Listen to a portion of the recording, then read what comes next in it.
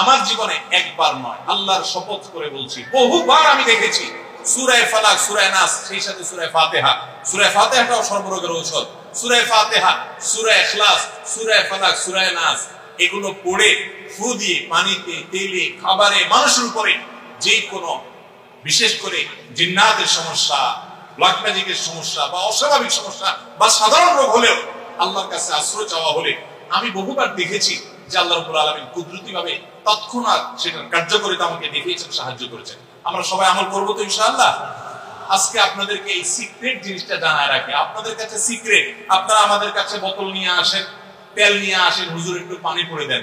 অনেক সময় বাচ্চাকে নিয়ে আসেন, হুজুর একটু তাকে দোয়া পড়ে ফু দিয়ে দেন। আমরা কি দোয়া পড়ি আজকে সেটা আমি আপনাদের সামনে ফ্ল্যাশ করে দিলাম, জানিয়ে দিলাম। যদি এটা আসলে সিক্রেট কোনো বিষয় না, কোরআন হাদিসে বলাই আছে, কিন্তু আমাদের কাছে অজানা, সে অর্থে সিক্রেট বলেছি। এই আমলটা আজকে আপনাদেরকে জানিয়ে দিলাম। মা বোনরা নিজেরা আমল করবেন, নিজের জন্য নিজে দোয়া পড়বেন, বাচ্চার জন্য আপনি পড়বেন, পুরুষ সহ করবেন, যে কেউ যে কারোর জন্য করতে পারেন। আমার বাসা বাচ্চার কোনো অসুবিধা হলে মাঝে মধ্যে আমার মিসেস বলতেন যে একটু দোয়া পড়ে সূরা ফাতিহা পড়ে ফু দাও তো। আমি আমার মিসেসকে সাথে সাথে বলি, কেন, তুমি দিলে কি সমস্যা?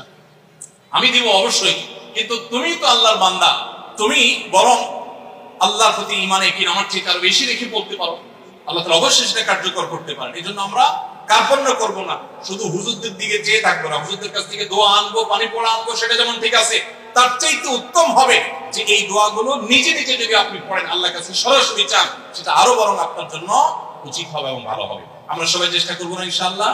তাহলে জানিয়ে দিলাম যে আমরা আপনাদেরকে তেল পড়া, পানি পড়া ইত্যাদিতে অনেক কিছু, অনেক সময় দুরূদ শরীফ পাঠ করি, অনেক সময় কোরআন কারীমের আরো অনেক সূরা আয়াত পাঠ করি, শুধু এগুলোই পাঠ করি তা বলছি না, কিন্তু এগুলো হলো মূল।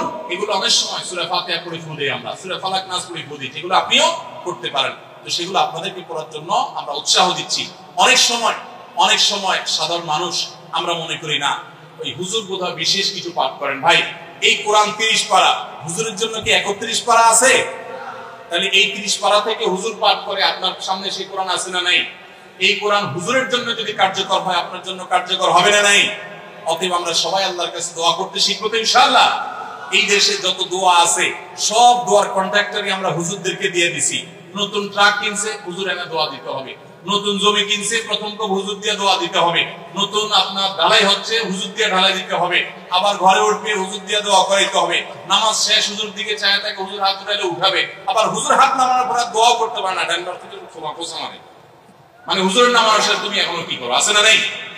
আমরা আল্লাহর কাছে নিজে নিজে চাওয়া শিখবো কি শিখবো না বলেন?